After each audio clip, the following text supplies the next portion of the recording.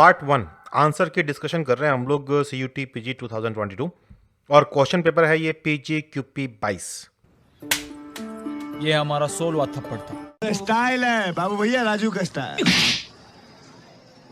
ये बाबूराव का स्टाइल है। अच्छा भाई, एक वो बताओ, मतलब तुम्हें कौन सी बात समझ में आती है, जो प्यार से समझाया जाए वो, या फिर जो चांटा मार के समझाया जाए? ऑफ कोर्स तुम लोग बोलोगे प्यार से समझाई हुई बात हमें समझ में आ जाती है, तो फिर चांटे की जरूरत क्या है? अपने पुरानी जरा लाइफ को याद करो, कौन सी घटना ज्यादा याद है? मतलब वो जहां पे हमें प्यार से समझाया गया था या जहां हमें चांटा लगा था? ये जो की आई है ना आज आंसर की, CUT PG 2022 PGQP 22 की, ये की इसी काम के लिए है। देखो भाई, हमारी नेचर है टिपिकल ह्यूमन, और जब ह्यूमन नेचर होती है ना तो हम लोग आराम से बात नहीं समझते। जब बेइज्जती के साथ और चांटे के साथ जो बात हमारे दिमाग के अंदर जाती है ना, वो जिंदगी भर कभी हटती नहीं है। सारे हिंदी मूवीज को देख लो भाई, इंग्लिश को भी देख लो, सब में ये तो कहानी है, हुई इंसल्ट तो इंसान बन गया सुपर हीरो। चलिए हम भी अपनी कहानी को शुरू करते हैं। चिंता मत करो, मैं फिलहाल ऐसे चांटों की बात नहीं कर रहा। भाई चैनल सब्सक्राइब नहीं कर रखा तो कर लो घंटी के साथ, वीडियो को शेयर भी कर दो अपने दोस्तों में, वो भी तो सीख जाए थोड़ी सी बातें। और अगर ये अच्छा लगे वीडियो तो लाइक करना मत भूलना। क्वेश्चन की आईडी है 12045331। देखिए अब सब में आईडी जो में 120 तो होना ही है, तो मैं केवल लास्ट डिजिट बोलूंगा। क्वेश्चन कह रहा है कि which of the following technique is used for tracing changes in intracellular location of the protein and metabolite. तो पहली बात, हमें ट्रेस करना है चेंजेस को सेल के अंदर, सेल के बाहर नहीं, और हमें location of proteins and metabolites को देखना है। तो देखिए क्रोमेटोग्राफी में सेल से एक्सट्रैक्ट करके चीज़ों का इस्तेमाल करते हैं। DNA फुट प्रिंटिंग में भी हम लोग DNA प्रोटीन एक्सट्रैक्ट करके करते हैं। DNA एंड लेबलिंग में भी हम एक्सट्रैक्टेड DNA के ऊपर ही काम करते हैं। तो अगर तुम कैंसिल आउट अप्रोच से भी जाओ तो पल्स चेज एक्सपेरिमेंट तुम्हें दिख जाता है, ऑप्शन नंबर डी जो करेक्ट आंसर है इसका, की में भी दे रखा है। लेकिन फिर भी अगर समझना चाहो तो भाई हम ये करते हैं कि नॉर्मल सेल जो कच्चा कर रहे होते हैं, हम उसमें कोई चीज डाल देंगे रेडियोएक्टिव लेबल्ड, और फिर अलग अलग टाइम पर हम उसे चेक कर लेंगे कि वो मॉलिक्यूल कहां कहां गया। तो इस तरीके से within the cell molecules कहां मूव कर रहे हैं ये हमें मालूम पड़ जाता है इस टेक्निक के द्वारा। अब ये क्वेश्चन ले लो 4532। A specific protein required for infecting a host by coronavirus is known as। देखिए कोरोना का वायरस जब एनिमल सेल में एंटर करता है तो वो ACE2 नाम के रिसेप्टर्स का इस्तेमाल करता है जो सेल के ऊपर लगे हुए हैं, और इनसे बाइंड करते हैं उसके खुद के स्पाइक प्रोटीन, बिना उसके वो काम नहीं करेगा। तो इसलिए इसका आंसर था सी। क्वेश्चन है 4533। The most common initial step of separate water soluble protein from insoluble cellular material है, और ये मोस्ट कॉमन इनिशियल स्टेप की बात कर रहे हैं। तो भाई अगर आपको सेल कंपोनेंट से प्रोटीन अलग करना हो, जहां पे कंपोनेंट है इनसोल्यूबल और आपका प्रोटीन है सोल्यूबल, तो सेंट्रिफिकेशन का मेथड सबसे बढ़िया है। इलेक्ट्रोपोरेशन से आप छेद करते हैं सेल के अंदर, वेस्टर्न ब्लोटिंग से आप प्रोटीन्स को आइडेंटिफाई कर रहे होते हैं। सेंट्रिफिकेशन वो टेक्निक है जहां आप सेग्रीगेशन करते हो। जब आप सेल कंपोनेंट से सोल्यूबल पार्टिकल्स को अलग कर रहे होते हो तो टेक्निक का नाम है डिफरेंशियल सेंट्रिफिकेशन। और जब आप सोल्यूबल को दो चीजों को अलग अलग कर रहे होते हो on the basis of the density, तो उसे बोलते हैं हम लोग आइसोपिकनिक या फिर डेंसिटी ग्रेडियंट सेंट्रिफिकेशन। तो इसका भी करेक्ट आंसर था ऑप्शन नंबर बी। क्वेश्चन है 4534। The pH at which net charge of the protein becomes 0 under electric field at room temperature is known as। तो भाई इसके लिए टर्म है आइसो इलेक्ट्रिक पॉइंट, प्यार से इसे हम लोग PI कहते हैं। ये वो pH है जिस pH पर किसी अमीनो एसिड का या उससे बने हुए प्रोटीन्स का इलेक्ट्रिकल चार्ज 0 हो जाए। PI से नीचे अगर आप जाओगे तो पॉजिटिव चार्ज मिलेगा आपको, और अगर PI से ऊपर की pH लोगे बेसिक रेंज में तो आप पाओगे कि वहां नेगेटिव चार्ज है। बड़ा इस्तेमाल है इसका प्रोटीन बायोलॉजी के अंदर। अब ये क्वेश्चन है 45313, जो इसकी लैंग्वेजेस पर ध्यान देने की कहानी है। The replication on template strand always proceed in 5' to 3 direction, हमें पता है इस बारे में। If sequence of the template strand is 5'ATCCCT3', how would the correct sequence of the newly synthesised strand of DNA be read. तो correct sequence newly synthesised DNA की read करनी है। तो भाई यहां पर अगर हम देखें तो 3'TAGGGA5'। तो अब चाहो तो अगर आप सिर्फ ये सीक्वेंस दे रखे हैं तो याद रखिएगा बाय डिफॉल्ट जब भी सीक्वेंस दी जाती हैं और उनमें पोलैरिटी ना दे रखी हो तो आप 5' to 3' ही पढ़ते हो।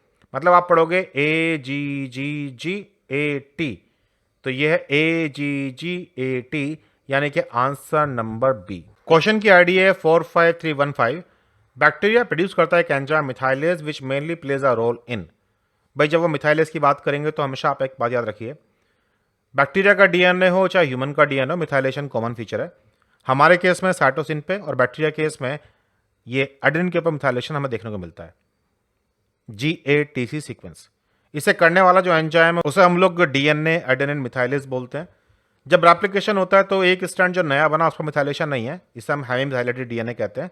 और ये बड़ा इंपॉर्टेंट है ये पहचानने के लिए कि भाई नए वाले स्ट्रैंड में एरर हुआ है तो उसको हम करेक्टली पहचान सकें। डीएनए रिपेयर में हम लोग इस बात को पढ़ते हैं। फिर बाद में आकर के ये एंजाइम दोनों ही स्ट्रैंड के ऊपर मिथाइलेशन लगा देता है। तो ये मॉडिफिकेशन ऑफ डीएनए के लिए इस्तेमाल होता है, कटिंग के लिए नहीं, रिपेयर के लिए नहीं और रीअरेंजमेंट के लिए नहीं। ऑप्शन नंबर 1 है इसका आंसर। क्वेश्चन की आईडी है 45341 और match the list first and second. देखो अब तुम एमएससी करने जा रहे हो, अब तुम चीज़ों को और डेप्थ में पढ़ोगे। तो यहाँ जो ये चारों नाम दिए गए ना, इनमें से खास तौर से इसको तो तुम ढंग से पहचानना शुरू कर दो अभी से। आने वाले वक्त में जो हम देखने वाले हैं जीनोमिक साइंस के अंदर डेवलपमेंट, उसमें आगे चल के आप इसे बहुत बच्चों की तरह पढ़ने वाले हो, हिस्टोन एसिटाइल ट्रांसफरेज और इसके रोल्स। ये एंजाइम ऐसा है जो हिस्टोन्स के ऊपर एसिटाइल ग्रुप ऐड करता है।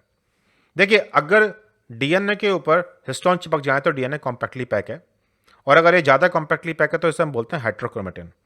फिर ये हैट एंजाइम आते हैं, हिस्टोन एसिटाइल ट्रांसफरेज। ये जगह जगह एसिटाइल ग्रुप लगा देते हैं हिस्टोन्स के ऊपर, कुछ खास पर्टिकुलर लोकेशन पे, कुछ खास पर्टिकुलर हिस्टोन्स पे। एमएससी में पढ़ेंगे हम लोग चीज़ों को। अब क्योंकि एसिटाइल ग्रुप पर है नेगेटिव चार्ज, तो यहां पर क्रोमेटिन लूज हो जाता है, जिसे आप बोलते हैं यू क्रोमेटिन।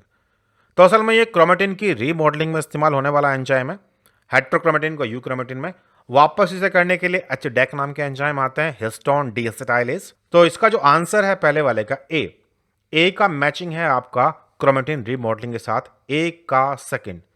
ये केवल एक ही ऑप्शन में था, तो आंसर तो इसका यही है। फिर भी आप याद रखिए कि साइक्लिन डिपेंडेंट काइनेज ये आपके सेल साइकिल रेगुलेशन में इस्तेमाल आने वाले हैं। अगेन ये दूसरा वो प्रोटीन है जिसका बहुत ज़्यादा इस्तेमाल होगा जब हम लोग बात करेंगे मास्टर्स में अपनी पढ़ाई की। टोपोआइसोमरेज एंजाइम ये इस्तेमाल डीएनए रेप्लिकेशन में होंगे, और अल्फा एंटीट्रिप्सिन एम्फीसीमा में इस्तेमाल होगा। तो इसका जो करेक्ट आंसर है वो है आंसर नंबर सी। क्वेश्चन की आईडी है 45344। यहां भी मैच करने के लिए कहा गया है, साइटोसिन है, मिथाइल साइटोसिन है, एडेनिन है, ग्वानिन है, ये नाइट्रोजनस बेस है, और ये इनके डीअमीनेटेड प्रोडक्ट को मैच करने के लिए कहा गया है। ये बड़ा इंपॉर्टेंट भी है। अगेन यहां भी एक ऐसी चीज है जो हमें आगे ध्यान रखना पड़ेगा।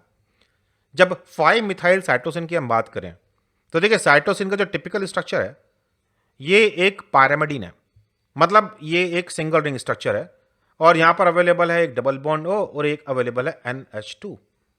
ये है टिपिकल एक साइटोसिन का स्ट्रक्चर।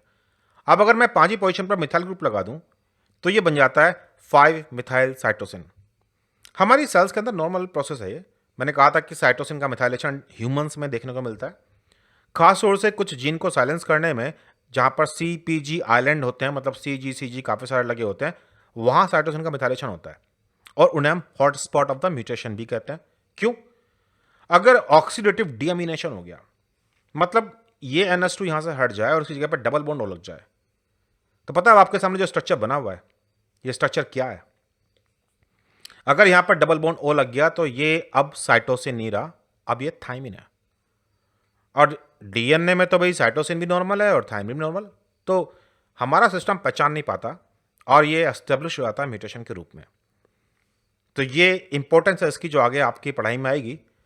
तो जब भी कभी आप देखोगे इसे कि मिथाइल साइटोसिन का आपको डीएमिनेशन करना है तो थाइमिन से कोरिलेट कर दीजिए इसको, बी का 1 मुझे यहां 2 ऑप्शन में दिखाई दे रहा है।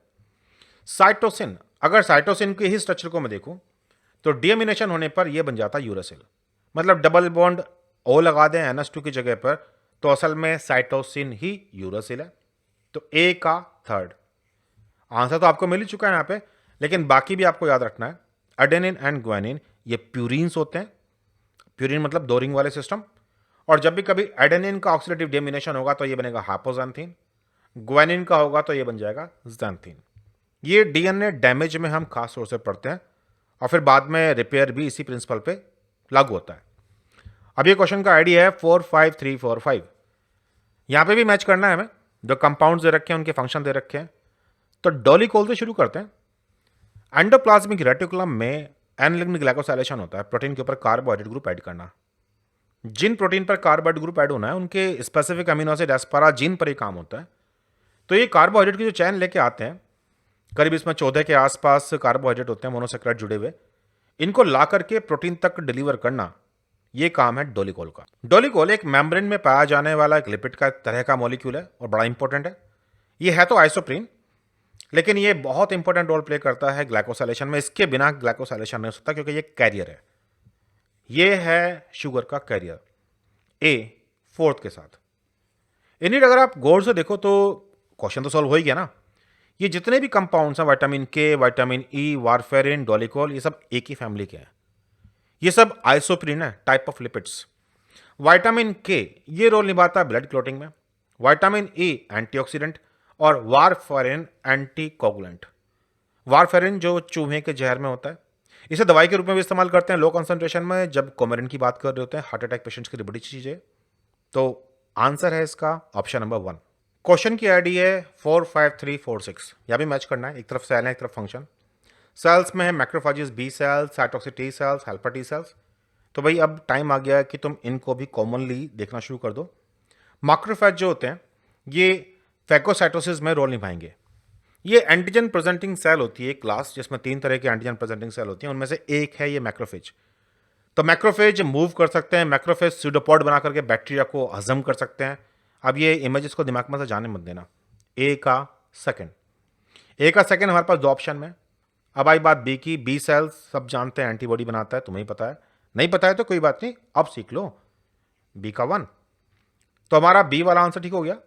साइटोक्सिन टी सेल्स ये interact with the infected host cell और उन सेल्स को मार डालती हैं।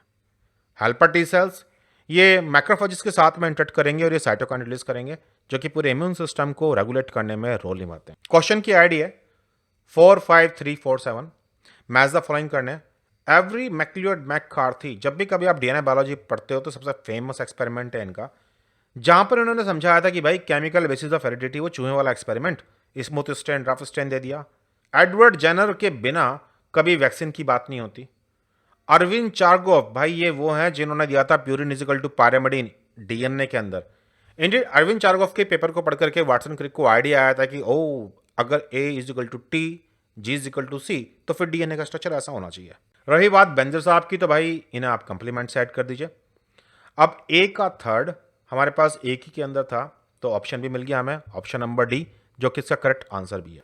जानते हैं हम लोग क्यों कर रहे हैं? ताकि हम जो गलतियां कर दें उन गलतियों को हम देखें, झटका लें। अगर इंसल्ट फील करनी तो कर लो यार, कोई बात नहीं, बट आप इसे भूलना नहीं चाहोगे। वही वाली बात की भाई प्यार वाली बात समझ में आती है या फिर डांट वाली बात। तो अगर आप किसी क्वेश्चन को गलत करते हो, फिर आपको मालूम पड़ता है कि आपने गलत कर दिया है, और अभी उस टाइम पर जब लोहा गर्म था, एग्जाम अभी आपने दिया ही था, तो फिर आपको याद रहता है कि भाई हमें ये गलती दोबारा रिपीट नहीं करनी, और वही काम हम लोग कर रहे हैं। 20 सितंबर से हम लोग नए कोर्सेज शुरू कर रहे हैं CSIR नेट 23 एंड 24 के लिए, गेट BT 23-24 के लिए, और MSc एंट्रेंस यूनिवर्सल कोर्सेज भी 23-24 के लिए। आप या आपके दोस्त अगर इन कोर्सेज को ज्वाइन करना चाहते हैं तो आप मुझे व्हाट्सअप कर सकते हैं 9013902981। चलिए फिर मजा कीजिए और ध्यान रखिए अपना। Bye bye.